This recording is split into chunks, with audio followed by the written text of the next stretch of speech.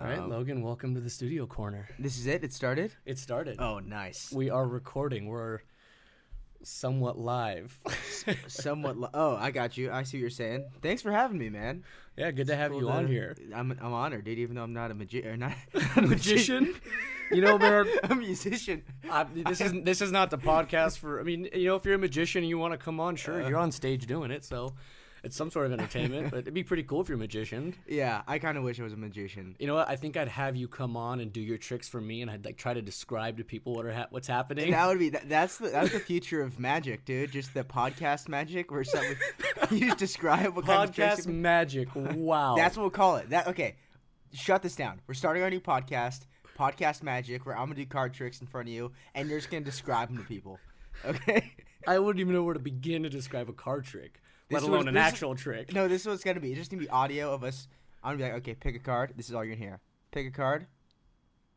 Okay. Remember your card? Yeah. Okay, good. And like it'll be like 20 seconds. Was this your card? No. No, well, you're gonna say yes though, but that's gonna be the podcast. Just so we're not actually gonna have tricks. We're just gonna make up the dialogue for it to describe. No, but I'll be doing the tricks. But that's what. Are you capable of that? I used to be way into magic when I was. Are you serious? Yeah.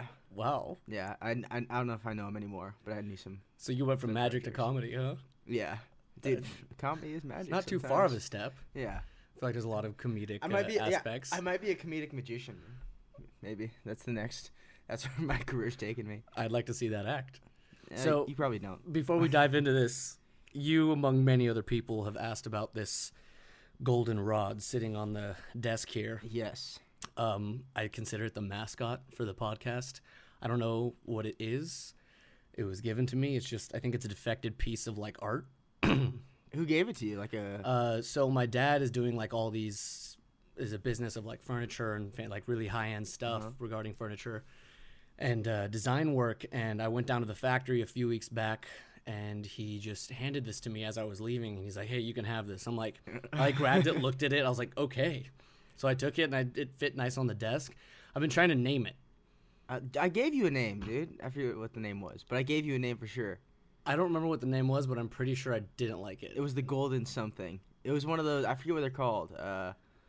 Oh, yeah, you made some Snarf reference. or something. No one knows what you're talking about, like 90% of the time. But they look similar, though. They look nothing alike. They look nothing alike. For anybody listening, if you go on the social media and see the videos of the studio corner, you'll see the golden rod. And if anybody's got any suggestions, please send them my way for the name. But, Logan, you are a comedian. Yes, sir. Yes, I am. An up-and-comer, huh? Up-and-comer, that's so right. I was at your show last night. We hung out a little bit. Yeah. It was a pretty good show. Always good to see you, dude. Down at Flappers Comedy Club Flappers in Burbank. Comedy Club, yes, sir.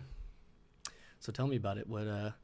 Talk about the show. I want to hear what you felt on stage among 10 other comedians. So yesterday was a competition, and I thought it would be a good idea because it was the second round of the competition, and you guys, along with some other people, were some of my friends were at the first round, and that's where I did my like proven material, strung material, and like 2 weeks later, is the next round of the competition, and I'm like, well, I don't want my friends to see the same material, so I'm gonna write new stuff on Monday and then do it on Wednesday. You wrote that too? I wrote that on Monday. Oh my goodness. So that's why my timing was off. So pretty much what happened was it started off strong. About 2.5, 3 minutes in, I realized I'm not going to have time to finish this joke. And I kind of had to rush through it. So it's yesterday was like I realized why I really need to like stick with in a competition situation like that, or like a legit show. I need to stick with my proven material and not try to get it wasn't like a disaster. It went pretty well. Got third still. Oh, well, yeah, you got in third place. I wouldn't call it a disaster. I enjoyed it thoroughly. Yeah, people say I laugh at everything, so don't take my word for that one. Yeah, it was. I just kind of wish I would have done my proven stuff instead, because there was other people there who did their same exact material. Yeah, as the first time. They just stuck with their strong stuff. But I was like, you guys are coming out to see me. I don't want to do the same stuff you guys already saw. I like that attitude more. I mean, it's good to care about the competition, but you're more interested in pleasing the crowd. Yeah, and I have that's rule number one: entertain. Rule number one is you got to entertain. And you know me, it's I have a very like risk-taking personality. Oh, yeah. Yeah. So I'm like, you know what? What's the worst that could happen, dude? Just go for it. And it was It's not fun. like anyone's gonna fight you. Yeah. Well. It's funny. Not that there's like a specific look for a comedian, because Yeah. there's not a look. There's not a way to dress to be a comedian. But when you think comedian, you're like the last guy, like visually, like. I don't know. You're just like, you look like an athlete. You look like you belong on the football field with like pro players, and you walk on stage with a microphone. Everyone's like, "Who the hell's this guy?" And you say the most absurd things ever. So it's like, I guess it works because you can get away with pretty much anything because no one's gonna be like, "I'm gonna fight this guy later." I've actually had a couple situations where people have threatened to fight me after my, but like at open mics. Walk me through one of these. So like in Las Vegas, there's this place called the Dive Bar. And wow, creative. I love it. It's the most dive bar place. Well, and yeah. there's I'd hope so. It's like a biker bar. There's like really sketchy people in there. And I remember once I came off stage and this super hammer guy called me over. He's like, "Hey man, you can't do that joke anymore." I was like, "Nah, I'm gonna keep doing the joke." And he got mad at me. And his friend came up. He's like, "No, dude." He's like, "I'm telling you, just go get a drink and walk away. If you don't want problems, go get a drink and walk away." I was like, all right, but it was longer. That was like the summary of it. But the guy was like getting in my face and stuff. I'm like, all right, this guy's hammered. I'm not gonna mess with this crazy person who hangs out here for fun. Like anyone who hangs out there for fun is a maniac. Okay. Yeah. And then there was another time when I was you're on a regular stage. now. What? So you're a regular now. Yeah. Oh, yeah. There, it's I'm a regular. Right up. Your I'm there at least. Yeah, I'm there every week. Nice. But yeah, then there was another time where I was on stage and someone yelled out something to me, and then at that, like, normally you don't want to handle hecklers too aggressively, but at this place you had like assert your dominance quickly, so I just immediately threatened him back. And what'd you say to him? I think I made fun of his teeth or something, but I came at him really, this was a while ago, but pretty much what happened was he's like, "Why don't you come back here and take a look or something," and he like threatened to fight me. I'm like, I don't want to have teeth like you after this, and then I kind of like made fun of myself, and then after the set, he came up to me and he's like, "Oh man, that was really funny. Can I get you a drink?" Yeah, because he probably was drunk, said something stupid, and saw you. He was like, maybe I shouldn't fight this guy. Yeah, I think he liked it when I kind of made fun of myself, and he could tell I wasn't actually like trying to fight him. There's a lot more to learn about being a stand-up comic than just handling a crowd. Avoiding bad situations. Yeah. So the way I figured, I mean, most people see this as a music podcast. Basically, my whole goal here is to bring entertainers on, anybody in the industry of entertainment, whether they're performing, managing, whatever it may be, even fans. And when I saw you, perform the first time, I was like, damn, this guy is right in the thick of it. And I related to you because, I'm aspiring songwriter, musician, guitar player, all that stuff. I want to release my music. I want to do all the same things. I thought to myself, there's I don't know if they have it in the comedy world, but in the music world, there's the pay your dues concept. Oh, yeah. Where like you pay your dues, you play all the shitty shows, you play all the crappy clubs and this and that. You got to pay your dues and learn your lessons. And there's a lot of truth behind that. You learn a lot about your own sets, about your performance, about crowds and what to deal with, this and that. So I figured you'd be the perfect guy to bring on because we're in similar states or stages of our career, if you will. And I figured we'd compare them because I've never actually gotten the perspective of a comedian. I think comedy is, in my opinion, is the absolute hardest thing to do in regards to going on stage and performing something. I think it's the most difficult one. I think it requires the most focus, and I think it's the most brutal. So I wanna dive into it with you. So we'll do like a little back and forth of I wanna hear your stories and then I'll share mine and see what happens. Sounds good. I like where this is going. Yeah. So you were talking about how you had stronger material. Do you ever repeat sets? Like, do you repeat them like exactly, or do you change them up a little bit? Same jokes, totally different jokes. What do you try to do when you go on stage there? So when I do a joke at the first time, it's kind of like, okay, is there any traction here? Or do I completely just throw this out? So I'll do it. The first time I do it, it's like if there's some chuckles or something, there's some laughs, I'm like, there's something here. And then it's slowly refining it more and more and that's like the individual jokes. And then once you have some jokes, you kind of get your best jokes and put them together into a set, whether it's 5 minutes, whether it's 10 minutes. but like a tight 5, a tight 10. And so you have your transitions and everything. You have your jokes that work, and then you have transitions now. So the jokes are transitioning together. And every time you go on, like, I'll record my sets. So once I'm done, I'll listen to it, and I'll be like, okay, I'll listen for the laughs and like what I'm doing wrong too. Like, okay, the wording here is a little weird, or this got a laugh. There's like this long gap right here where there's no laughs. Maybe I should just take this part out or add something in there to get a little, even if it's not like a huge joke, just a little chuckle, something. So before you decide to try it out, how do you know when the joke is ready? So it depends. With like a one-liner, I'll write it out and just like based off feel. I'm like, this is funny to me. You know, I'll try this out on stage. With some of the longer jokes, it's me talking to myself in the car, and and then I'm like Driving by, who the hell's that crazy person? yeah, and I'm just talking. I'm like talking it out. I'm like, okay, there's something here. There's enough to work with to get on stage, and at least try to throw some stuff out there, see what sticks, see what doesn't, and then from there be like, okay, this works. I'll take this part of the joke. I'll write it out, and now once I have it written out, I'll kind of be like, okay, let's get some more jokes in there now. There's a funny concept, you know, there was some laughs. They see where I'm going with it. And, okay, now, so let's dig deeper into this. And then there's some other stuff where I'll try it on stage, and it gets nothing. And you could tell, like, okay, that was a stretch. That's not funny. Yeah. Or it's been, like, people have said it too many times, you know. Worded differently, it might work, or something like that. Yeah, exactly. So it's all just kind of going up. You won't really know if it's funny until you try it. So I guess with that being said, is there any sort of like formula that you have before you go on stage and do a joke that you like run through that says, this is a joke I'm going to try on stage and this is what's not going to work or is and isn't? I mean, is there a formula that you have that you stick to, like a strict one, or is it just kind of free form, you write a joke and just go from there? So right now I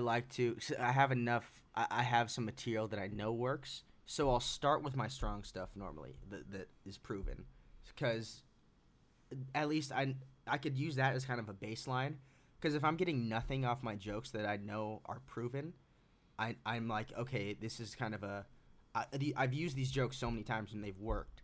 And if I'm getting nothing right now, this could be a bad night. There could be something off with me tonight, but it's not a good baseline to see if these new jokes are going to work.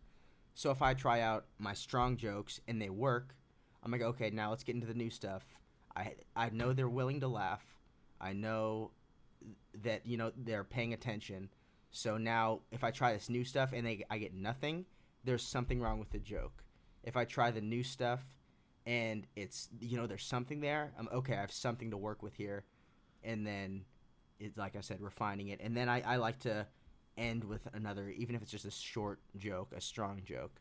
So if you start off with your strong stuff and the audience isn't responding, so what you're saying is you don't go for the new stuff after that. You stick to what you know. So if it's if it's an open mic, I might just work on my more crowd work stuff, because it's, you know, it's not a real show. We're all just there.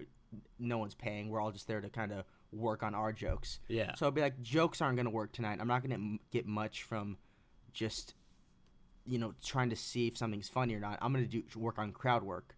So maybe I'll start to make jokes about the room, start to make jokes about, you know, like people there. That's a whole art in itself, it seems. Yeah. So that's definitely tough to get down. But like in dive bars, places, not just the dive bar, but any kind of dive bar. Like I had a show in LA not too long ago where it was a dive bar and people were going up there and they were starting off right into their jokes and it wasn't working for them. Yeah. And I was like, okay, you go to those dive bars enough times, you're like, jokes aren't going to work out of the gate. You got to do some crowd work or something. You got to give them a reason to give a shit about Get them on your side. Get them at least paying attention. See, now I relate to that a lot because, you know, being a comedian, like I said, I think it's harder. You're not playing an instrument or anything like that, but I think you're a lot more vulnerable on stage without an instrument. So I relate to that a lot in the sense of, you know, I'm a solo act. You're a solo act. Obviously, you're a stand-up comic. It's just me and a guitar up there. And I've been to, I think when I first started playing shows in LA, I kind of just went up there with a set and performed my set and didn't, you know, I said a few things in between songs and whatnot, but it wasn't very confident. It wasn't very, project. It didn't project, and you start to see how the crowd changes and how the room, start to learn how to read a room, and being able to manipulate within set or even within song, within joke, like in the middle of things, maybe word it differently because this crowd seems to react to this. Like I realized right off the bat that is an incredibly important aspect of any performing, especially definitely. as a musician. Like you're going up there and pouring your heart out with your music. So if you play a song that it's already set in motion, like the song's finished, you can't just decide to rewrite it halfway through the song. You sing the fucking song, you play the song, and after that, if you don't get a response out of that, it's almost like what you say in between that song and the one you're going to play after really is going to determine if people are going to listen or not, because you've already set in motion some sort of emotion or effect on the room with your music or with a joke. And then there's that like you talked about, a transition, like the transitions of speaking in between those things. That's where the crowd work comes in. So I totally feel that, but lucky, for me, I can not hide, but I have my music. So like I play a song and then I have to deal with that. And then I play a song and then I have to deal with that. Now there's a different way to work with crowds when you're playing, but as a comedian, you don't have a song. Like you just have jokes. You're talking. Yeah. So there's no like breaks in between. You have to have that in control the whole time. So, you watch a Netflix special with like a professional comedian, they seem like they're doing it so fluidly. When you watch those, do you see them using techniques or things that you notice that are the crowd pleasers or the transitions working the room? Or is it just like a set that worked? Well, it kind of depends. You have your typical, there's like different kinds of comedians. You have your typical like joke writer, like setup punchline, and that kind of comedian where it's more writer. Then you have more of like the storytellers who are they're more like characters on stage. I feel like that's more LA comedians are a lot, because a lot of people come to LA to act or to get on TV, and then you see like the New York comedians, and they're more like joke writers. Yeah. So it's a difference there. It's like you got to have an act when you're out here. Yeah, kind of. You don't have to, but that's what you tend to see more so, I would say, just because Hollywood, But yeah, and then when it comes to like sticking to your set, there's like one album which is hilarious. It's Todd Barry. He's a comedian and he's hilarious, but he has this crowd work. I forget what it's called. It might just be called Todd Barry Crowd Work or something. But the whole album is him doing crowd work, and it's amazing. Jesus. It's so funny. But yeah, just totally improv. Like he walks on stage and just works with it. Yeah, so he'll ask someone a question like, "What do you do?" and they'll kind of get into talking, and that's the whole album, is just him making different jokes like that, and it's so funny. But that's a whole art in itself. Yeah, do you think people just have to be naturally funny to be able to do that, or is there like an actual step-by-step training program that you could do it that anybody could stand up there and work a crowd properly and make it work? I think some people are obviously naturally better at it than others, but there's just the more you get up and do it, the more, if you're up there every night, either doing your jokes or working on crowd work, you have those when it's a night where it's like, okay, this might be a good time it's a rough room, maybe try to work on my crowd work here. You'll get better at crowd work. There's this comedian in Las Vegas, Tom Garland, and he's really good at crowd work. When he'll sometimes stop by open mics and just do straight up crowd work, and he just kills with it. And you see how valuable that is when everyone else the whole night is bombing, because we're just trying to like work on jokes, and he comes up and he kind of relates to the crowd, and he's making jokes about the room, jokes about the people there. Because from an audience perspective, if someone goes up there and if you see him doing jokes, you think, okay, this is rehearsed. You're not like saying this to yourself. Yeah. But in the back of your mind, you're like, this is rehearsed. This is an act. He's done this so many times. When you see someone doing crowd work, you're like, oh, this is a funny guy. He's doing this off of the top of his head. And they give you a little more leeway with that too, because they see you making jokes about the guy sitting right next to you. They're like, it's more vulnerable. Yeah. It's more real. There's a documentary called It Might Get Loud. Jack White from the White Stripes and Raconteurs and whatnot. He made a movie. Basically, he sits down with Jimmy Page and The Edge from Zeppelin and U2. They talk about guitar playing and whatnot, but there's a scene where Jack White talks about playing live, and he makes a comment about having things too planned out. And he talks about it basically as a musician talking in between the songs, like I had said before, he's like, if you have like the rehearsed script for what you're going to say, he said it doesn't matter if someone's musically inclined or understands music or just has any knowledge whatsoever. People can feel that rehearsed aspect. He's like, if you just go up there with the music you want to play and you pay attention to the crowd and like you really listen and you just are yourself, regardless of what people may judge you by, they're always going to walk away with an honest opinion of you. And he says like that is, I mean, he basically made it clear that that was more than half the battle is that time. So once again, being a comedian, that's like almost step one. If you don't have that foundation, it seems impossible. Yeah. No one's going to listen to you. Yeah. And then, yeah, it's so true. You got to, and the thing is, too, is not just thinking on your feet up there, and it's not even the crowd work aspect of it. With these guys who have been doing it for, 10 years, 15 years, 20 years, they've been doing it for so long that they've seen it so many times before that it might seem like, oh, my God, he's just doing this off the top of his head. Where this could have happened to him a couple times. Someone's given that same exact answer. Yeah. Or something similar, and it's something to work with. He's been in a similar room where he can make similar jokes about the room, and it, just well, see, that's where the pay your like dues that. concept comes in. Like, Yeah. it's a hard pill to swallow, especially as an up and coming entertainer, musician, comedian, whatever, even a magic act. But the pay your dues, because those shitty clubs. I mean, I've told this story on here before, but I mean, I played a show at the Mint in LA, and I remember it was like a Sunday night, terrible time, super late, no one was there, and there was like a bunch of people at the bar, and they just weren't listening. And there was like this 30-foot gap from the stage to the bar, and no one was there. That's always good, dude. Man, that's what you want, right? It was like one of the hardest. It was one of the hardest shows I had to play. I was so demoralized. Even like not even after the set. Like before, I got there, saw what was going on. I got on stage and felt like an asshole. Like I was like, why the fuck did I come down here? Like, who am I to make anybody in here listen? They obviously don't want to listen. Yeah. And it's moments like those where you take away such valuable information, so the next time it happens, and it could, like you said, it happens all the time. I mean, that guy, I've experienced that multiple times already. I've only been doing this for so long, especially the live performing aspect of it. And in those situations, I have like a number of tricks to pull out. It's not the same every time, but it's like, oh, I know that this song or maybe this riff or saying this funny thing that applies to the next song that I can put here. Those things start to add up. So I guess there's really no, even I guess in both realms, both comedy and music, there's really no way to teach that unless you go up there and figure it out for yourself. Yeah. Even if someone's done it a million times, it's still new. Exactly. Yeah. That's incredible. Yeah. But yeah, that just time doing it makes all the difference. Whether it's crowd work or like you said, like written jokes, or like in music, the same thing. So when I'm setting up for a show and I got to put a set together, so obviously I practice the songs and I want to have an order of songs. So order of songs is one of the most, and I can't stress this enough, one of the most crucial aspects to playing a live show as a musician. The order of your songs, whether it's what they're about, whether it's the mood, how heavy, how light, what it is, like that it has to flow. People have to be on that emotional journey with you, and you have to you have to vibe with it. It can't just be one random thing after the other.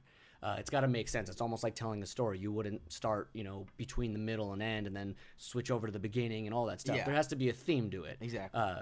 So song order is so important. So, I spend a lot of time. So say like I'm playing an hour set and say there's like 15, 16 songs in it. I really got to sit down and think about which song I'm going to start with. How do I grab the crowd? What's after that? What kind of mood am I going for? This and that. What am I going to end with? What's the last? Maybe I'm going to play an instrumental act at the end. What's the last song I sing before the instrumental? So all that stuff is so crucial when you're playing a live show. So as a comedian with jokes, do you have like when you're getting ready to go up on a show? Do you have a way of deciding what order the jokes are going to go in? 100%. So I usually like to start off with, you want to start off with a strong joke, and you want to close with a strong joke, for sure. Like those are your strongest jokes. My opening joke, I like to use that Catholic, my mom wants me to date a Catholic girl joke, because it's a strong joke, it always gets a laugh, and it's quick. So it gets that quick laugh. It's not a long build-up. Yeah, you want to get that first laugh as soon as possible. People are judging you before you walk on the stage. Exactly. It's like, for me, I can go on stage and people are judging me. I don't have to sing. I can just sit there and do a ripping freaking solo on the acoustic guitar, and people are like, oh, wow, this guy can play. I've already got them that far. Yeah. But for you got to walk on stage and say something. Yeah. Like, that's brutal, man. I admire you. Anyway, go ahead. Sorry. No. It's crazy to me. But yeah, no, exactly. You want to, same with you got to get their respect from the beginning. Yeah. Like if you go up and you're just fucking playing something that everyone could play at home, I'm sure they're gonna be like, dude, this guy. They're all gonna go back to the bar and grab a drink. Find this guy at the local freaking frat party or something, trying to serenade some chicks. Give me that G chord. But yeah, it's the same thing, because if you start off with a mediocre joke, they might chuckle. They'll be like, okay, is this guy funny? And then you have the stronger joke later. You're like, oh, they'll still laugh, but it'll be much weaker. If you start off with a strong one, and then you have some stuff, maybe you still want to be funny, but maybe it's not as good as that first joke. It's they'll still be willing to laugh because you proved yourself with that first joke. And then you want your closer to be really strong too, because you want to leave them with a really good impression. Oh, absolutely. All entertainment. Yeah. Before you walk off stage, it's almost like save the best for last kind of thing. Like for my sets, when I play, it doesn't matter how many songs I'm playing or how short or long my set is. I always finish with an instrumental. And I have like this jam that I wrote out that shows all kinds of different techniques, and it's on an acoustic guitar, so people don't expect it. And I always leave them with that. I don't sing anything because I'm stronger in my guitar playing. And every time, and I've tried different sets a few times where I don't finish with that. And it's not that it's bad, but it's incredible the difference, because it's not that people aren't listening the whole time or pay attention to your set, but when you leave them with something so powerful that they walk up to you and they have to tell you what they just saw. Like that's the response you want to get. So yeah. I mean, once again, for writing a joke, do you have a specific type of joke that you like to keep for last? Like, is it a joke about religion? Is it a joke about your family? A joke about modern day society? Or is there like specific jokes that you go for? Mostly just whatever ends with maybe a longer joke that ends with a strong laugh. So. So you kind of like won their favor, so now you can tell them a long joke that has more depth, and by the time you get to the punchline, it's more impactful. Exactly. And like yesterday, that was part of the problem. I said I was trying new stuff yesterday, which was a problem, because when you do it at an open mic, people, they'll, especially in front of other comedians, they're like, huh, that's the laugh you'll get. Okay, so you're timing your set. You're like, okay, perfect. I got 5 minutes here. Yesterday, when you're doing an actual show, which is I should have let you know, I know this, but I didn't factor in enough. When they laugh at your jokes, they're laughing that time. That sometimes you got to pause in between jokes because that laugh's so long, and that adds up. Yeah. So by the time I get to that last joke yesterday, I was like, I'm not gonna have time to finish this. I had to start to rush through it, which was a problem. But and also because I was preparing for a 7-minute set on Sunday that I'm doing, so that leaves me more time. So I was already trying to pack too much into one set. Yeah. But so that becomes a big issue. It's that time, like, you have to account for. Like, for example, same thing. Going on stage. Like if I put a timer on when I run my sets. Like I'll play 10 songs all the way through, and it'll be just on time. And then I'll realize that I love talking to the crowd. I love messing with them. I love doing that shit. I'm like, shit, add another 5 minutes. I got to take a song off. And like I've done that before. I've gone on stage, played a song, taken my time, laughed about stuff, played songs, and like I'm maybe 3/4 of the way through my set. I got like 3-4 songs left, and I only got time for one more.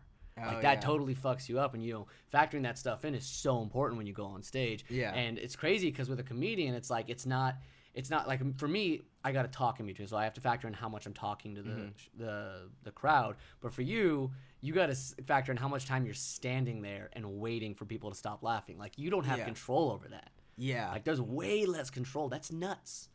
Like, how do you really factor in? Do you just like assume, okay, if it's a really good joke, they're gonna laugh for like 10 to 15 seconds? Is it something like that? Yeah, you just kind of, I don't know, you kind of feel it out. Me personally, I just kind of feel it out. I'm like, this is about how much time it'll take. In between this joke, I feel like this will get a strong laugh, so I'll wait this much time here. But another problem was yesterday, I also started off with I addressed the guy who was on stage before me. Remember the Mexican dude, the half Mexican dude? Oh, yeah. So I addressed that, which got a decent laugh. And then I'm always kind of just going with whatever happens. So I'm like, oh, I could throw this joke in here, like right on the back of that. So I threw in an extra joke. And by the time that happened, from before I started my first joke, like that I actually had planned, I was already like 30 seconds behind, which is a big deal in a 5-minute Oh, set. absolutely. Yeah. That's nuts. Damn, Yeah. dude. So Well, I mean, props to you though, because thank you. because a lot of people, and I can only assume in the comedic world, because I mean, I there's no way it's not, but a lot of people will go up there and just have no leeway, no room. They'll say, this is what I'm doing, start to finish, and I'm not going to stop. Nothing's going to change it. Like being able to act, like you said, be on your toes and respond and change it up in the middle of the set. Like that's a huge factor of it. You know, I was talking to a really famous world-renowned drummer on the podcast last week, and he made a comment about going to see shows, especially musicians. He's like, I don't want to go and watch you play the exact same thing that you played on the album. I can listen to the album. He's like, I want to go and see someone maybe mess up a little bit, or a brand new guitar solo, like maybe play similar to the solo that you had, but you know, let loose a little bit if people are feeling it. Make the song 10 minutes if you have to, things like that. Yeah. Like, and those are the best kinds of bands. So I imagine it's the same thing. Like, you know, maybe a comedian that, you know, say you have your joke planned out, and like say there's beginning, middle, and end of the joke, and say you're at the middle of the joke and you're supposed to go to this next part of it, but someone laughs and you start to break into another conversation. I see this all the time on the specials and like stand-up comedy. Like they'll stop in the middle of this long joke that's leading to a great punchline eventually, but they'll stop for like almost 5 to 10 minutes and go off on a rant with somebody or about something totally different without losing your attention. Like that is so incredible. So I think I wouldn't say last night was you know, one of your worst shows. I think last night was probably one of the most beneficial shows. Yeah. Especially as an audience member and, you know, someone that's been on stage and dealt with similar things. I think last night was incredible for you. Yeah. I was excited to see you go through that because I could tell, like, you're doing it. You're going for it. You're not going to let you were slipping up, but you were slipping up because you left that room to do it. Yeah. And you showed us, like, hey, I'm Logan. You know, I'm up here making fucking weird jokes. You know, I'm not what you expected. I'm not like the other 9 comedians that have been up here and just clearly, I mean, so clearly had that shit so planned out. That was one thing that frustrated me about last night. Mm-hmm. Like when I was there, I was like, you know, these guys, they're the guys and chicks, they have these funny jokes and they're good ones, but they're just so not even rehearsed. Like they weren't even good at them. Like they didn't rehearse them. Yeah. Like it was pretty clear. I'm a hard ass when it comes to on stage performance. Very hard. But like it wasn't even well rehearsed, but the jokes were there and they just like, it was almost like I was waiting with them for the joke to end so they can go to the next one. I wasn't in the joke with them. It's like when someone plays a song, it's like you want to be in the song. You want to be listening to the song as much as they are. You want to be playing it, you know, you're playing the music, but you want to be listening to it the same way they are. You want to be in that moment with them. You don't want them to be waiting like, all right, this song's almost over. Or as a musician or as a performer, I'm waiting for this song to end so I can get to the next one because I think the next one's better. Like that mindset destroys you on stage. Yeah. And I think you did a phenomenal job of that last night. So props to you. Oh, thank you, man. So go ahead. Oh, and I was saying, with that, it's just like having that tight 5 and being able to go on stage and say, this is what I'm going to do. And like, no matter what, I'm going to do this set. That's like a good thing to have. It's a valuable tool to have. Like, you have to be able to do that. You got to commit. But at the same time, if something goes wrong, you got to be able to, you know, adjust with it. And I feel like sometimes it's a blessing and a curse. I'm writing too much, or not writing too much, but I'm always writing new jokes. So I'm always trying new jokes, and I don't let myself repeat the same stuff over and over where I get I'm comfortable with like a lot of my jokes, but I always want to try new stuff, and I can't get on. There's not enough stage time to try it all and get comfortable with it all. So it becomes kind of a blessing and a curse trying, you know, writing the new stuff. Sure, I have like a lot of material I could always keep trying, but I need to let myself I have a tight set I could do. Yeah. But I need to keep doing it, and it's hard to get yourself. I'm sure you know, like you have to keep doing this to stay good at it. You have to keep doing it because there's no other way. Yeah, there's literally no other way. You've heard it, you know, 1,000 times, but these people have never heard it before, and you have to keep it fresh, make it seem like it's new to you too. Yeah. You know, keep it fresh. So it's just, it's finding that balance between being able to add new stuff to your set, while at the same time keeping that tight go-to material that you could always use. See, with that being said, you know, I said this earlier, rule number 1, you got to entertain. Yeah. So, and this is going to sound super obvious and ridiculous, but it's clearly not obvious. Yeah. If you're going to be in the entertainment industry, your first job is to entertain, especially when you step on stage or in front of people. And I'm all for, standing by what you do. That's 100%. You have to do that. Yeah. Caring about what you do and bringing your own material to the stage or whatever it is. But regardless, when someone says you have to entertain, when I say you have to entertain, I'm not saying sell out and do what the audience wants. I'm saying you have a job to do that no one else in the room can do. Yeah. You put yourself in that position. Now remember this, like especially as a musician, for me, something I tell myself almost literally every time before I go on stage, minutes before going on stage, I tell myself, who am I to go on stage and assume that what I have is so valuable that these people need to sit there and watch me? And not only does it make you humble, but what it does is it puts me in the mindset saying, hey, I'm walking on stage and I have my music that I stand by. And I want them, if they're going to see anything selfish from me, I want them to see that I will not break. I will stand by what I do. Yeah. I'll bring that confidence to stage. Other than that, what I do is no more valuable than them listening. Putting myself on the same level as them, because one, you get to enjoy it a lot more, man. You get to enjoy it so much more. But people that go up there and, like, I get it. If you're new and you're starting out, you're going to mess up and this and that's fine. Mm-hmm. Maybe some people don't have as much charisma as others. Maybe some people don't have as much confidence or experience. Whatever it is, that's fine. But don't go up on stage at any point and assume that people need to be listening to you. Yeah. That will kill you. That will kill you faster than anything else as an entertainer. And that's why rule number one, you got to entertain, which means you got to go up there, not only be honest, bring your material, whatever it may be, but be true to it, stand by it, and then read the room like you talked about. Like any sort of performing. You got to read the room, you got to be in that moment and put yourself in the moment with those people. Yeah. And that's such a crucial aspect, because when I started doing that, my sets changed. I stand by music. I think my music is good. I think people always enjoy it. I always get compliments. I'm great at what I do because I spent 20 years practicing. When I was 5 years old, I played till my fingers bled. I worked my ass off. Oh, dude, I'm good at what I do, and I'm not going to let anyone tell me I'm not. Yeah. However, when I walk on stage, I'm bringing my best package because I want to enjoy it with them. And if I can't enjoy it with them, then there's no reason for me to be there, because that's entertainment. Yeah. People want to be a part of an experience. They come to see you do something they can't.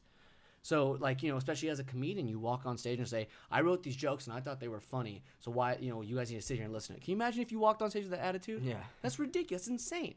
That's crazy to me. Yeah. So, like I said, props to you, because, the few times that I have seen you in the short sets, you definitely, it's not even working the crowd. Like, you work the crowd, but there's a sense of genuine vulnerability that you bring. But that doesn't say I'm insecure. It doesn't say I'm worried or concerned. It says I brought my best. I care about it. I want to see if you guys feel me. Yeah. I'm not here to make you feel me. That sounds real weird. I'm sure a lot of people would like to feel you. you. Me Too movement, dude. You can't be talking like that. The freaking host last night made like 5 comments about your biceps. I was like, dude, you got to stop doing that. Dude, he's a comedian, not a freaking. He's not gonna take his shirt off. Stop. He was way into me, dude. Yeah, he liked you. I was so happy. Yeah, I was feeling it. Yeah. And then he tried to set me up with those. Yeah, man, that was so weird. That was weird. He clearly the final act comes on and points out like the 4 high school girls in the crowd, which I thought it was a 21 and over event, to be honest. That's what I thought. Yeah, me too. Anyway, he points out the freaking 4 high school chicks, and then after watching this for 30 minutes, the host comes back on and basically tries to hook you up, clearly a full-grown adult. Yeah. You see my mustache, dude? That screams it's not adult. A mustache. What'd you say? It's not a mustache. That's disrespectful, first of all. A little bit, but it's a pretty shitty mustache. That's wow, dude. But yeah, no, that was weird. That was, I think, because everyone was laughing up until that point. Then he started doing that, and everybody just kind of got quiet. Yeah. I just walked away from the situation, dude. I think you handled that perfectly. I couldn't be a part of that. I have a question for you. Yeah. So, in comedy, when you go on stage, you try out jokes. Stuff's good or bad based on, you're either they're getting laughs, you're getting laughs, or they're silent, or whatever in between. And that's how you tell if a joke is gonna work or not. Doing that a bunch of times and the feedback you get. When it comes to music, how do you judge? Like, do you use the audience as much to judge, or do you know Oh, for yourself? sure. Absolutely. I mean, once again, you have to entertain. Like that's your best source. Before you record an album, go out and play the 10 songs you're going to put on 1,000 times and see what kind of reactions you get. See what order you're going to put them in. See if they need to be changed. I think that differs. I think that depends on what kind of act you're doing. So if you have a band, or you're a full band, and you have like 10 songs with a full band, you go on stage, it could just be, maybe someone was louder than the other one, and, maybe the bar didn't have good sound, or maybe one person messed up, so it messed up the whole song. There's a lot of factors that go into it. But as a solo act for me, it's pretty straight up because I don't use any pedals. I don't use any effects. I literally take my guitar and I plug it into the house speakers. Oh, okay. And it's just raw, down to the bone. With me, it's I'd say it's a few things. One, it's where I place the song. The song itself, like where I place it in the set. If I maybe played a super heavy song that like had really intense lyrics and was a little heavier regarding sound and what I'm talking about, it puts the room in a certain mood. Yeah. And if I followed it up with like a super bright, happy-go-lucky song, while the two opposite concepts can be attracting, can grab the audience really quick, at the same time it can totally destroy what you just did. Okay. So it's about kind of like building a foundation. So if you're gonna start the set with 3 kind of darker songs, how are you gonna transition to the lighter songs? Or you're gonna do dark, light, how are you gonna work with those? So that has a lot to do with what works and what doesn't. So I consider that after every show. How did I place the songs and how did I introduce them? Did I talk in between these two, or did I just go song to song? Also, I think I benefit, and I'm lucky right now that I'm a solo act because there's nothing to hide behind with it. So if I play a song and it's just not good, it doesn't matter where I place it. Like, it's just not a good song. It means I'm either throwing it away or I'm rewriting it. So that's a big one for me, especially with new songs. Like, I definitely have songs that I always play. Like the finisher is always this, right now is this pretty much the same. The opener, I have like 3 different openers I always choose from. They're very strong. There's like 2 songs that I always put in my sets because they're incredibly powerful and they always get the audience's reaction. Okay. And then that kind of leaves the slots for trying out new stuff. Like, all right, is this new song going to work here? I mean, sometimes the new songs are really, really good, but can I go on stage in front of like 200 people and play this? Well, no, I can't. Or yes, I can. For example, if a song's kind of lighter that, if I recorded it, just acoustic and vocals, like someone could sit in their car all alone and they could enjoy the song. But if I'm playing at the fucking House of Blues and there's 300-400 people in the crowd in the foundation room, like, drinking, waiting for a show, and a band just went on and I walk on with an acoustic guitar, I can't play that soft song. I can play more happier songs, in the sense of soft, or if you want, like kind of lighter songs, but they still have to be big. There has to be a big aspect because I have to put on a show with just an acoustic guitar and it's music.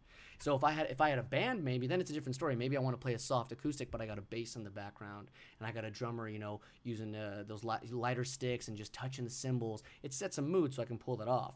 But as a solo act, yeah, I mean it's kind of, honestly, it's my favorite place to be on stage as a solo act. Okay. And the reason is because of those factors, the things we talked about just now, or I just said, is you can't hesitate. Yeah. You can fuck up all you want, but you can't hesitate with what you're doing. There's no hiding behind anything. Like, if you play a bad song, you played a bad song. Yeah. You can't blame it on the drummer or the bass player or the other guitar player. You can't blame it on anyone else but yourself. And if the song is bad because you just wrote it poorly, then you know that. Or the song is bad because it didn't fit in a crowd. Like, I probably have about 15 songs in my list of songs that I have never played live because they're just not going to work live without a full band or without a production. On an album, it's totally different. I can do whatever I want. But I think, and that's why, like, I talked about the order of the songs. Like, that's so important because, one, you're going on stage and you have to limit yourself to a certain number of songs that you have. And then with those songs, can you make a set out of them? So, I think it's very similar. I can't speak for a full band because I haven't been on stage with a full band enough to really to speak for them. But as a solo act, yeah, it's pretty wild. There's a lot of details you really got to put into play. You really got to consider things. You got to pay attention to things. And regarding how you tell like how what the signs are, what the hints are. One, you'll feel it. If you're really present in the moment, if you're really passionate about what you're doing and you're playing a song and you feel that it's not right, like you should that should be your first judgment. Like, if you're not feeling it, you're the one playing it. Like, shit. There's no going past that. You can tell with the audience faces. That's a big one. People's eye contact, how long they stay on you, what they're looking at. Are they looking at my voice, like my mouth? Are they looking into my eyes? Are they looking at my guitar? Or are they looking across the bar or talking to someone else? Like, the face, where they're looking is a huge one for me. I pay attention to all the people and where they're looking. Okay. So, like, say I'm singing a new song and they're only looking at my guitar the whole time. Means the lyrics and the melody of my voice really isn't that impactful. It's the guitar that's grabbing their attention. Doesn't make it a bad song, but that's something to consider. Also, of course, are they paying attention? And one of my things is, before I start a song, I kind of look and see. I try to not count, but put a group together, the people that are looking at me. I play the song. After the song, I look and see who's looking at me then. So then it tells me how many people did I gain in that time. So I think there's a lot of factors that go into it, especially as a solo act, that go into determining what's good and what's not. If I had to put them in numbers, I'd say, 1, do you feel it? You have to listen to yourself. You have to care about what you do and care about what you feel and your opinion. That has to matter. 2, where are people looking when you're playing the song? And 3, how many people are paying attention before and after the song? Okay. And applause, people are always going to clap. Drunk people clap at everything. If someone goes on stage and plays a guitar and pours their heart out, everyone's going to clap after. It doesn't matter. Yeah. It just, it's almost like a pity clap. Yeah. So yeah, it's totally different. But, I say I can't hide behind a band, but compared to you, I can hide behind a guitar. Like, I can't tell you how many times I've gone on stage and I was like, man, this is not really working in my favor. I think I'm just gonna fucking shred for 5 minutes and just play a ripping solo. Boom, I got everyone's attention. I can hide behind that. I got that in my back pocket all the time. But for you, it's I mean, I'm not a comedian, but you don't have a guitar to fucking rip on. Yeah. You're just like, do I have a different joke? But yeah, I kind of rambled on there. But no, I think there's a huge art form to entertaining, to performing on stage. I think it's an incredible place to be. It's the most comfortable I've ever been, believe it or not. I've never been nervous on stage with a guitar. I've never been nervous. I've never been more present, to be honest. What about when you first started? Even then, or? When I first started, I remember the first time I played like my songs. I was at some house in Beverly Hills, some rich kid's house or something like that. The guy I was working with put together a little showcase for like parents and friends. I think I was 18 at the time. And I did it as a favor to him because he asked me to come play, and I had never really performed my songs. I was just kind of playing them. And there was like a lot of like 13 and 14-year-old kids playing on this little like block in the yard. For like, it was like 15, 20 people. And then I went on. I remember being really, what I thought was nerves. I was like really like, oh man. I got on stage and I realized that I couldn't fucking wait to get on stage. Because the moment I walked on stage, like I was feeling what you would consider nerves. I was so nervous. And then I got on stage and it went away, and I realized like I wasn't nervous. I just couldn't wait any longer. I had to be here. I wanted to be here. This is where I belong. This is where I want to be. I want to be sharing. I want to be in this moment. I want to, it's a sense of control and power for sure, but I want to feel that. I want to feel that beautiful moment. So after that, it was, I never really got nervous. I fuck up a lot just because I play super fast sometimes. I start songs too fast and whatnot, but I don't get nervous when I'm going to perform music. Other things for sure, but it's totally excitement. I just want to get on stage and never get off. I know what you mean when you get that feeling, and then that happened to me like yesterday. I was like, I want to get on stage. I just want to do it. Yeah. It's like this, but it's that same exact feeling as being nervous. But once you get on stage, you feel more comfortable. It's hard to walk off.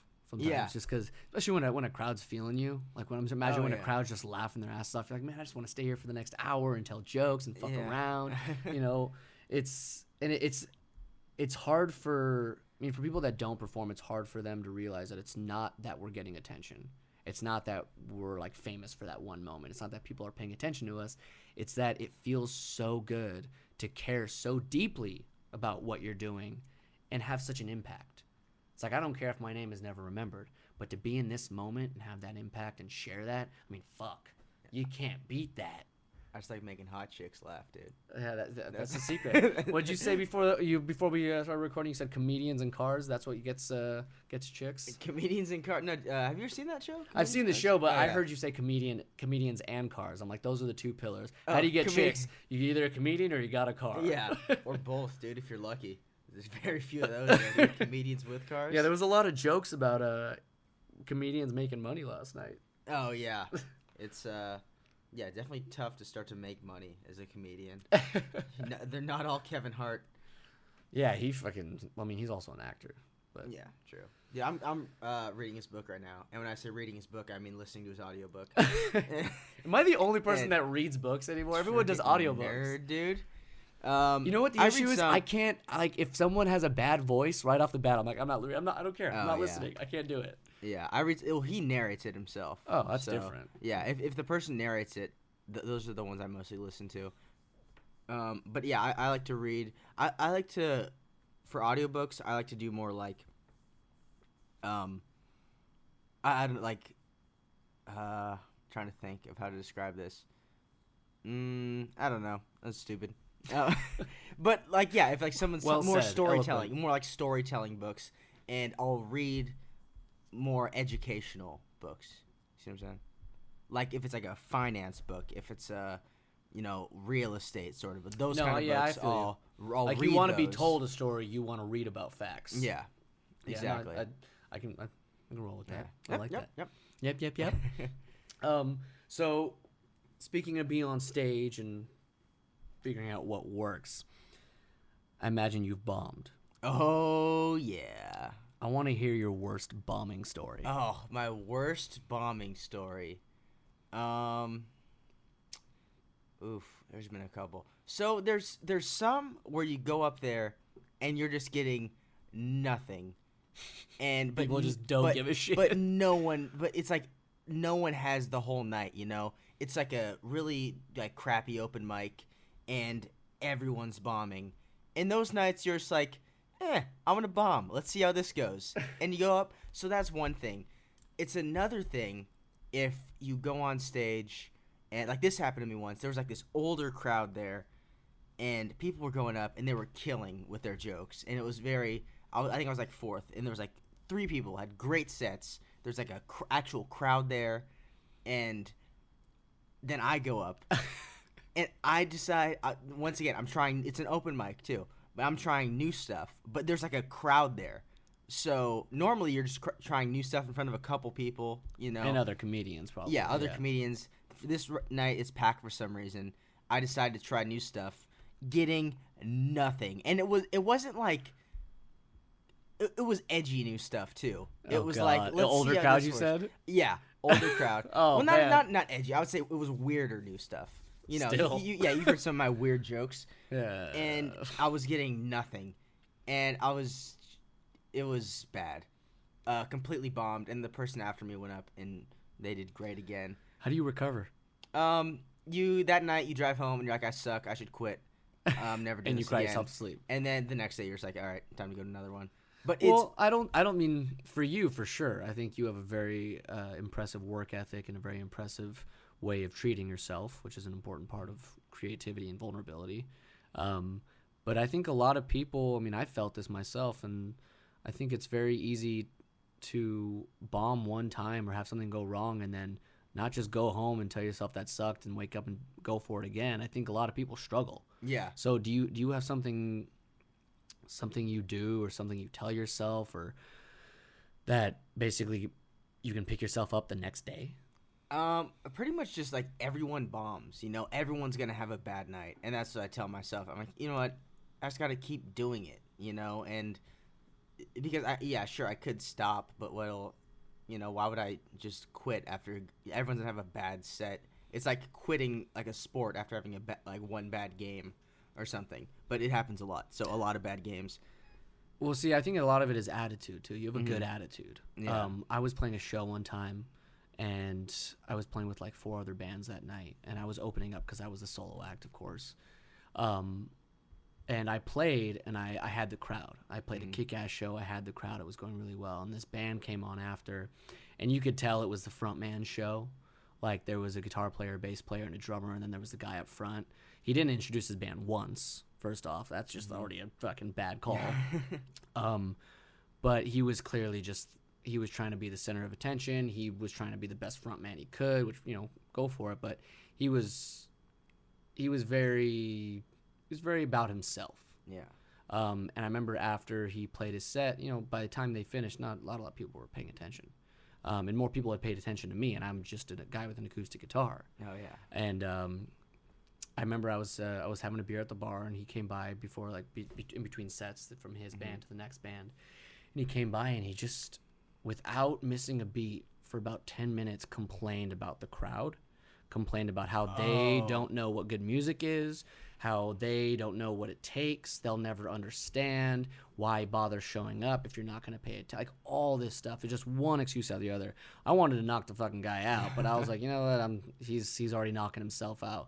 But I realized, I guess I've kind of always realized, but I got to see firsthand, like, a bad attitude like that, because you can bomb. Like, that guy bombed. His band bombed. Yeah. His band members weren't even hanging out with him. They obviously don't like him. Oh. Yeah. And he just sat there and complained about what everyone else did when he was the one performing. So that's why I asked, because for you to bomb, everyone bombs on stage, like you said. But to get back up and have a good attitude, that's almost seems like it's bred. It's like genetic. Yeah. Like you're born with the ability to pick yourself back up, or you're just gonna bitch the rest of your life. Yeah, that's a big thing. Yeah, you gotta have a positive attitude about it, or you're just gonna be, always in a bad mood.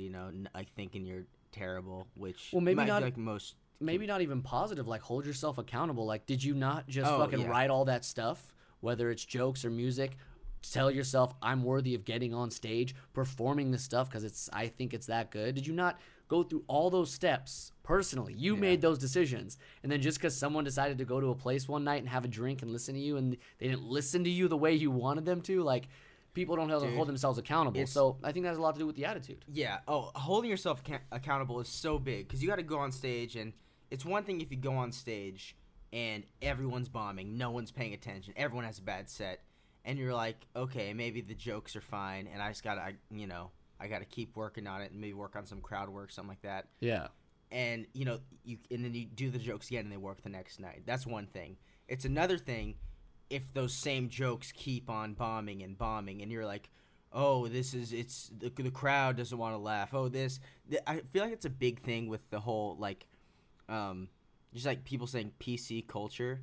Yeah. Which is, okay, it is, sure, there's some PC culture, some stuff, you can't say anymore. But some people just have bad jokes. They're not funny, and they want to blame it on PC culture. It's like, don't blame what's going on the fact that you suck at what you do. Yeah, like, take some accountability, if it's happening every night, and maybe you're just not funny, and you're trying to be, like, you're trying to have that shock value. Well, see, now there's a really, really good talking point.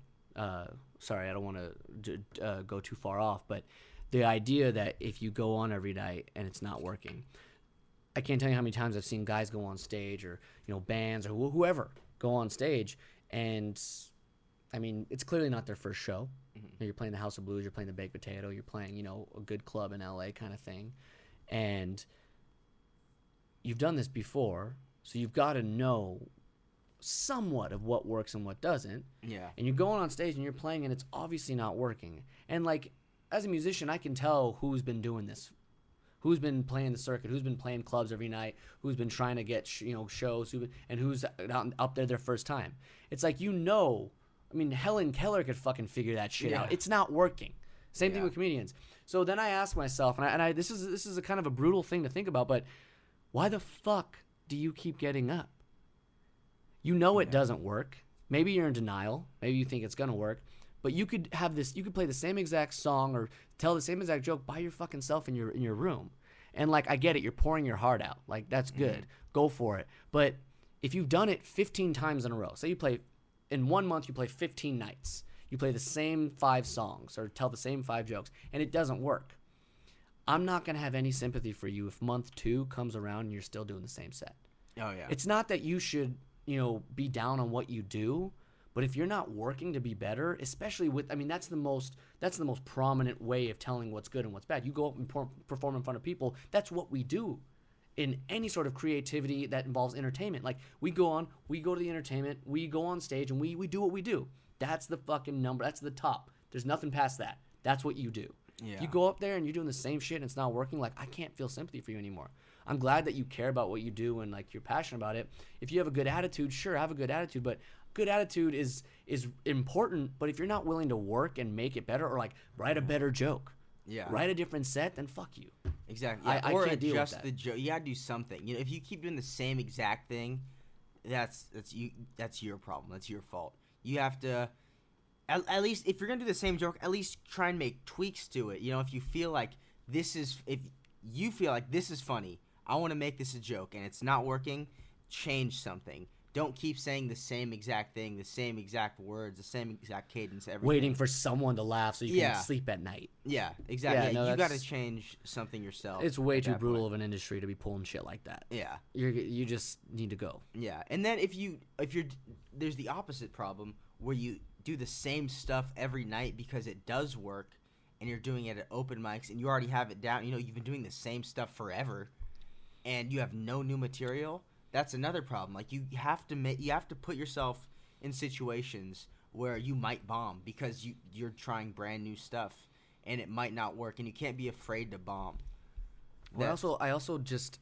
It's kind of frustrating to me, and it just sucks to see when people, like, they love what they do in the beginning, sure. And like you said, if someone does the same set, and they're doing it for however long, like maybe 10 years, they've been telling the same jokes, you know, all that tells me is that at some point, you really cared about this, and then at another point, you stopped. You found what worked, and you just went with it, and it made you a paycheck or got you attention, and that's frustrating me because I don't care, you know. Money's one thing, the industry is another thing, all that stuff is whatever it is, but if you can't sit down and tell yourself that you want to be better with what you care about, then why the fuck are you doing it? Yeah. Like, why the fuck even bother? I mean, I've been playing for 20 years, and I still run the same stupid scales with that stupid fucking metronome. Yeah. I still do that a few times a week. It's not fun. Yeah, but you got to do it. But I do it because I know that I'm going to be 1 week of practice better. Yeah. And it's not for me to impress anybody else, but because I care about what I'm doing. I want to be the best that I can be. As cliche as that sounds, you know, and when you see creative people lose that, especially, I mean, especially in comedy, like, you have to be funny. If you lose that, then, like, you know, it's like Jack White said, people see that. People can feel that. I don't care if they're uneducated in what you're doing or not. Like, they can feel that. We're human beings. We all relate on a certain level. We vibrate with each other. Yeah. You know, and there's no hiding. There's no getting around that. And that kills me. I hate to see that. And it sucks when you see people that have made it and become somewhat of a leading figure or a face of something, and they lose that. Yeah. Because then that sets it back however many years. You know, creativity gets stifled and shut down with people that are just willing to go on and do the same shit. Yeah. Yeah, exactly. And it shows, like, it could be scary too. Like, if you have jokes that work, you know, it could be scary trying that new stuff out. But you have to do it. You're going to be stuck with the same stuff forever. And I'm sure it's like same with musicians. You have a great album you put out, and then, okay, that album's out. Now you got to come up with new stuff. It's probably like, okay, that was really good, but what if this next one's awful? You know what I mean? You have to. That's actually a really fucking good statement, because a lot of people diss on musicians and talk shit because they'll release an album that was really good and it's quote unquote their sound, and then they release an album later that's totally something different and not their sound, and they get ridiculed for it. Now, there's two sides to that. One, yeah, it could suck. It could not be as good as the first album. That's opinion based, of course.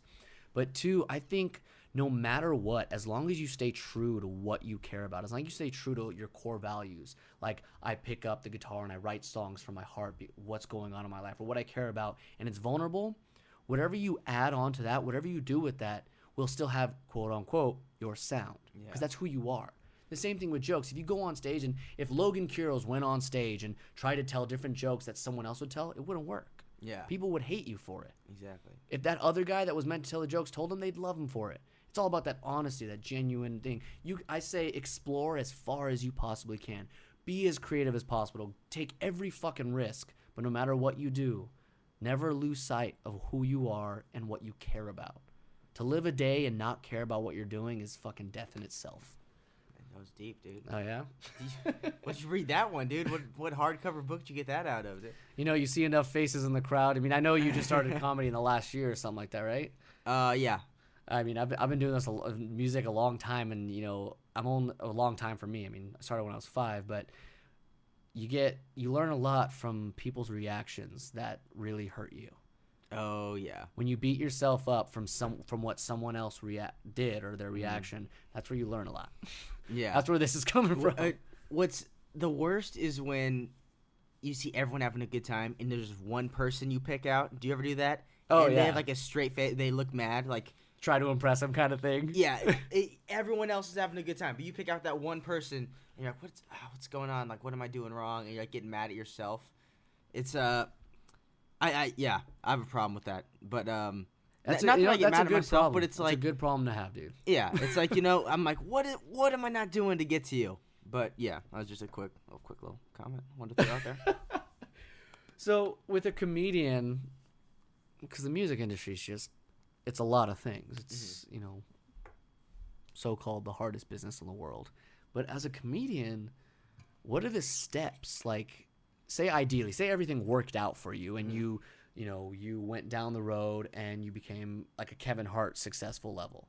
Like, what would be the steps to getting there? That's what's weird about comedy is there's no set. Well, same with music. There's no set steps really. It's gonna be different for everyone. It also depends like what you want to do with comedy. Do you want to use comedy to be a stand-up comedian and that's it? Like, you know, travel, do Let's go with that. Gigs? Say you want to travel and do stand-up shows.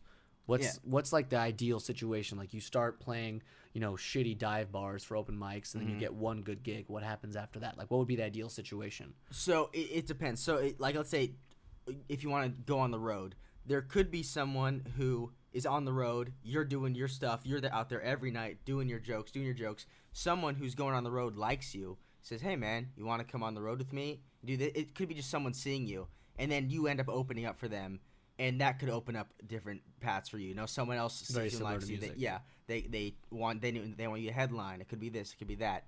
If you want to, some people want to do it to get into. They want to use comedy to get into Hollywood or something, or become an actor. So that's a whole other path. I'm not big into acting. Yeah. But yeah, that's another. So they want to use the comedy to kind of just add it to their resume for their acting. Okay. Some people want to, what's the other thing I was going to say? Like if you want to be like a writer on a late night show, you know, you write a packet of like you send in packets of jokes and stuff written to some, these would be jokes about like daily news or something, like something that happened today in the news. You send like an SNL like kind of thing. Well, that would be more like Conan or something. The Tonight Show. SNL is another one you could audition for SNL. There's so there's a lot of routes for comedians. So there's a lot of different routes for comedians. There's the people on YouTube who just, you know, they get big from YouTube, and that's not, you know, it could be from a lot of stand-up comedians are doing stuff outside, you know, on social media and stuff too, and that opens up a lot of doors. So I got a question for you. When you're doing your shows and you're doing open mics or like Flappers last night, do you ever like talk to the other comedians and kind of like find out what their goals are and what they're going for with the show? What you mean with like, the show itself, or like? With well, I mean, just, like what? In general? So why are you doing the show? Are you doing this because you want to go down the route of I'm going to tour as a stand-up comic, or are you going down like, oh, I'm trying to practice my comedy skills so I can become a writer for comedy shows, or you know, like, do you ever get any answers like that from those people? Yeah, yesterday I did. Yesterday actually, I talked to the guy who was my favorite. Was it Josh? I think was that his name? Oh my God, he was so funny. He was my favorite. The guy with the lisp, right? Yeah. Oh he man, toured for with Louis Anderson. For a while, shit! He's like 6 years in. I can see that combo. Yeah. Oh yeah. Dude, he was fat dude with a lisp opening up for Louis Anderson. So funny, dude. But he was yeah. So I didn't ask him why he was doing this show. But yeah, he'd been touring with Louis. I think he just moved to L.A. not too long ago. But yeah, that's something he did in the industry. So I don't know where he's going with it. If he wants to just do stand up or if he wanted to get into acting or something. Okay. But I know that's what he's done. Then I talked to people who a lot of people that move out to LA are doing it because they want to get into acting or screenwriting, something. Seems to be kind of like a stepping stone. Yeah, LA is a big kind of use comedy to supplement your acting sort of area. In Las Vegas, I know there's some people that want to just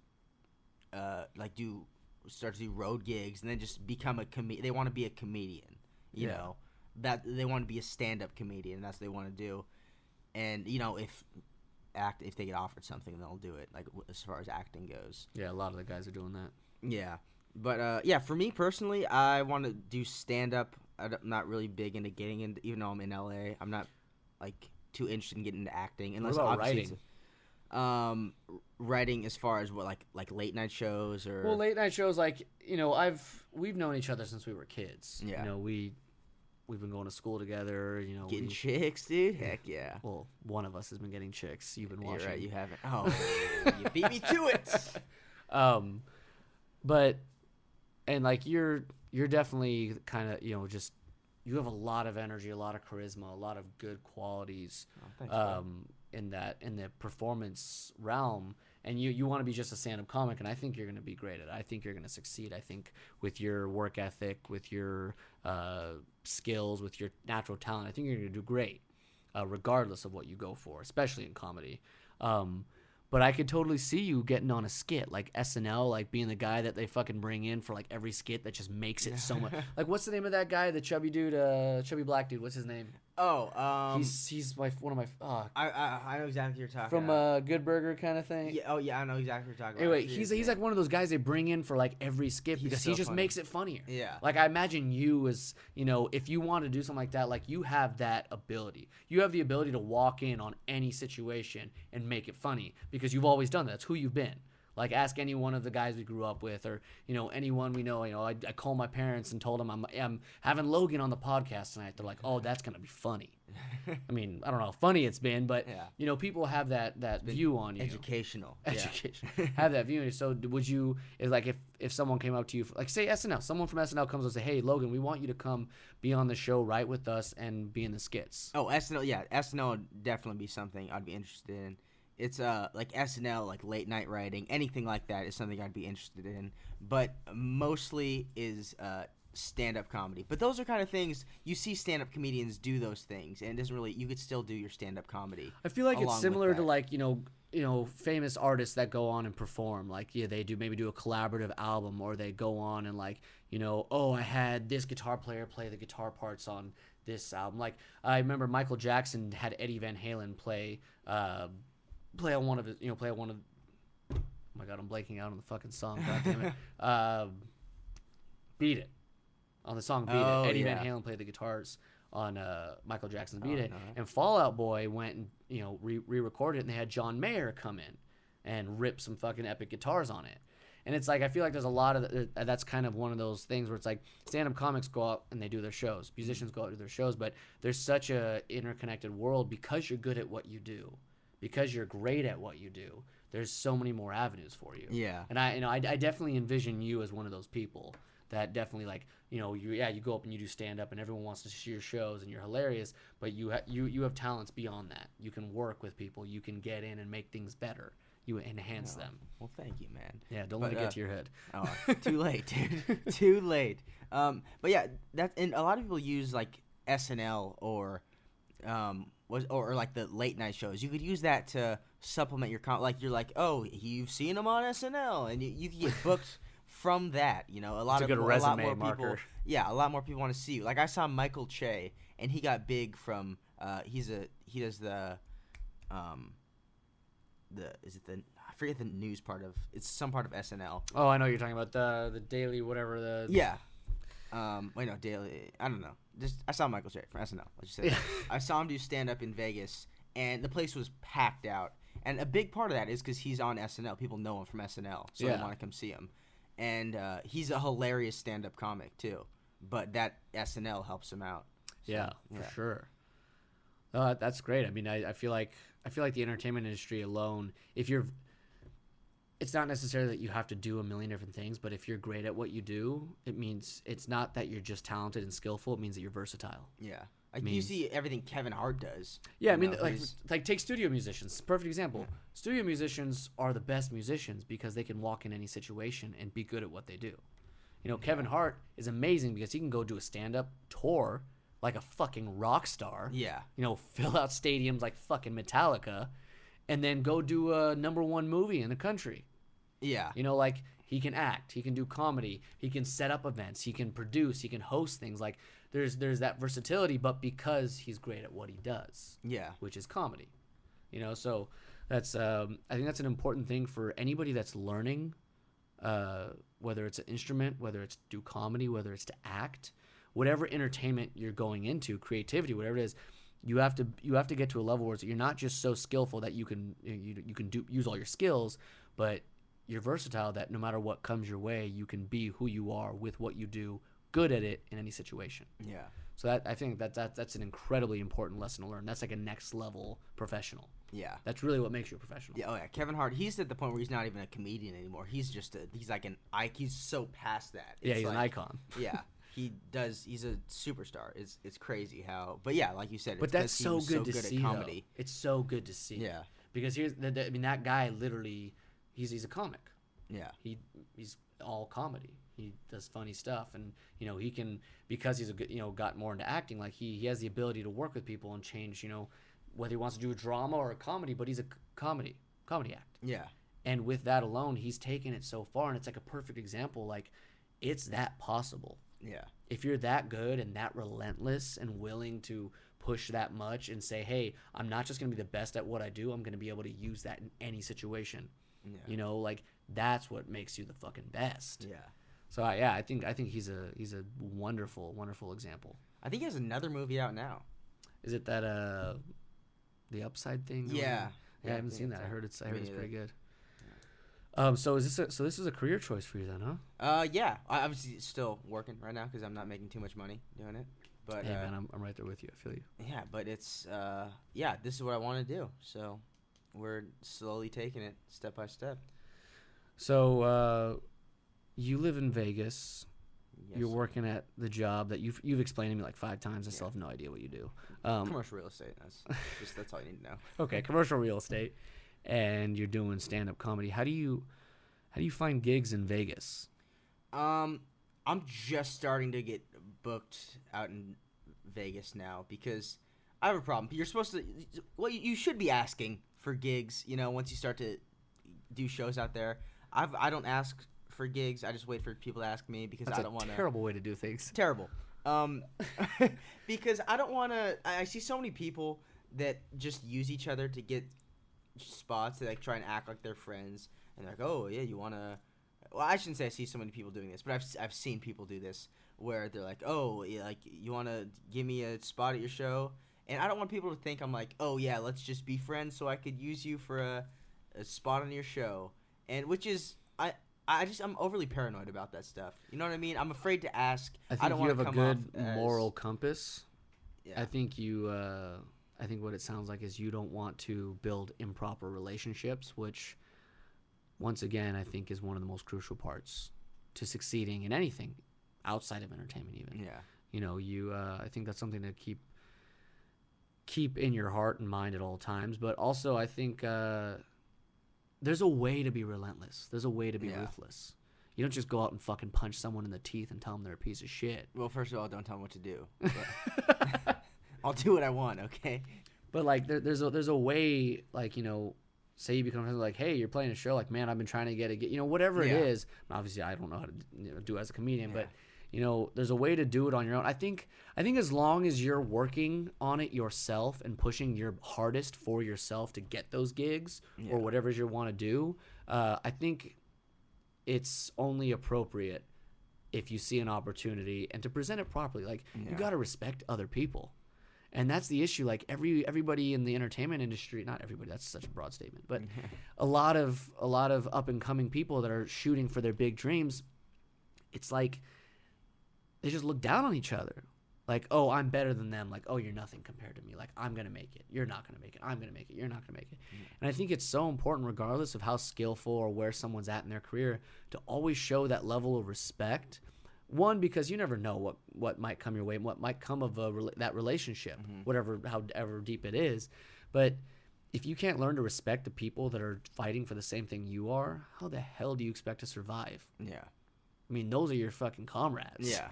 Those are the people, like, they may not have the same vision as you. They may not be as good as you, or they might be totally better than you.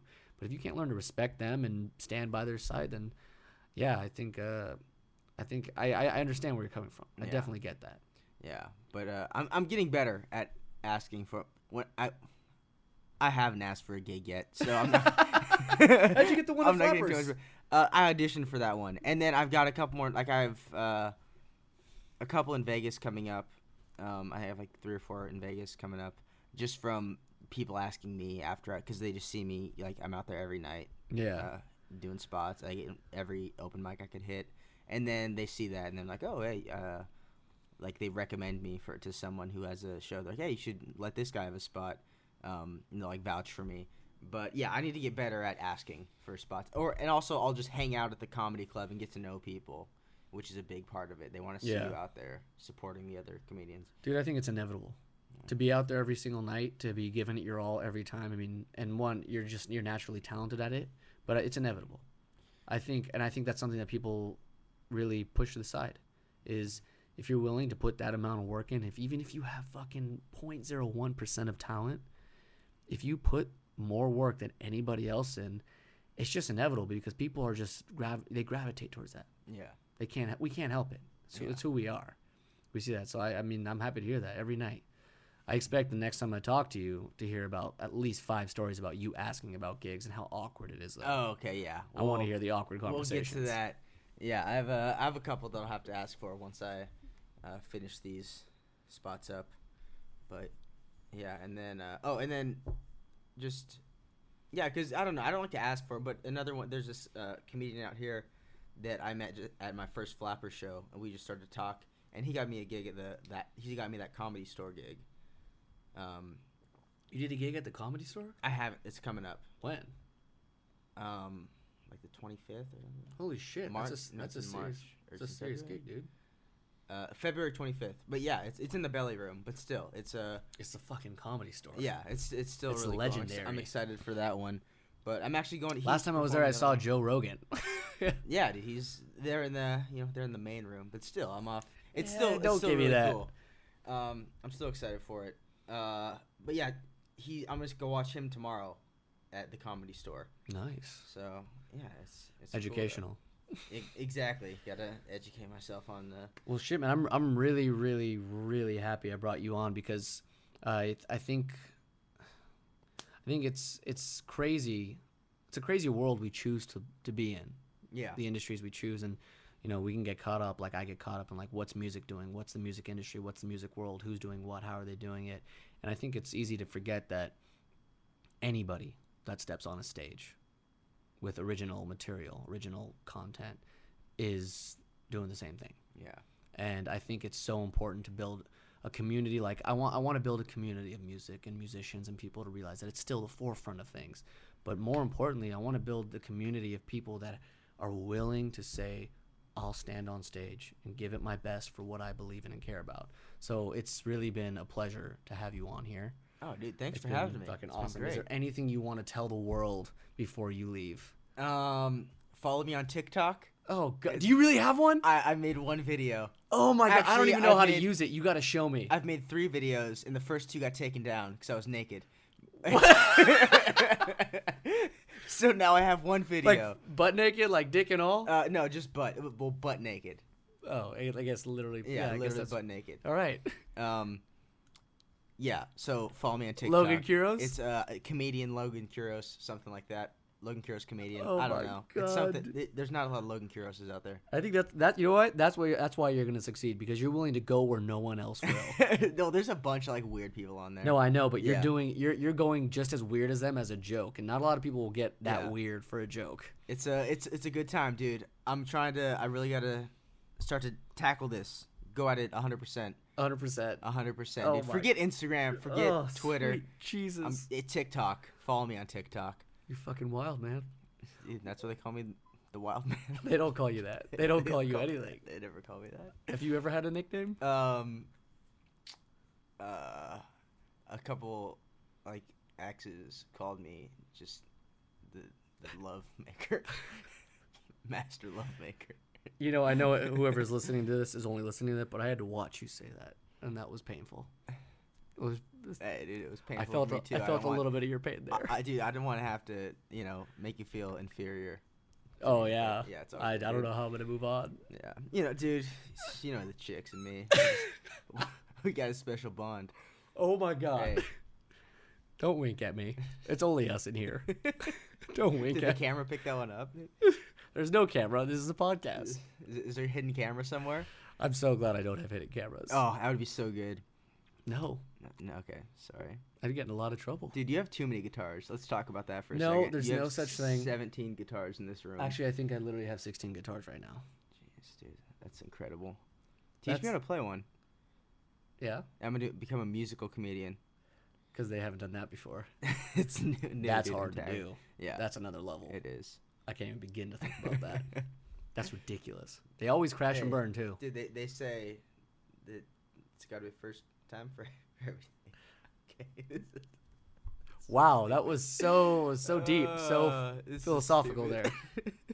Anyway, thanks for coming on the Studio Corner, man. Oh, thanks for having me. Hopefully, I wanna have you back on, but I want to know that you're going out and getting gigs first. Oh, I'll be getting get. Yeah, next time. and Don't then worry. we're gonna talk about Dude, it. I'll have a story about how I threatened a guy with this thing, whatever this golden You want thing to is. take the mascot with you? Yeah, I'll take the mascot. I'll threaten the guy. I'll bludgeon him with it, and then he'll give me a gig. Yeah, I don't know if I'm gonna have you back on for that. Oh. I'll just bring the mics to you. Okay. Yeah. In jail. Bring him in prison. Yeah. We'll have the podcast there. It'll be great. I'm excited. All right, man. Well, thanks again, Logan Quiroz, everybody, the up and coming On comedian. TikTok, Logan Quiroz comedian or something like that. Oh my God. Bye. I love you. Bye.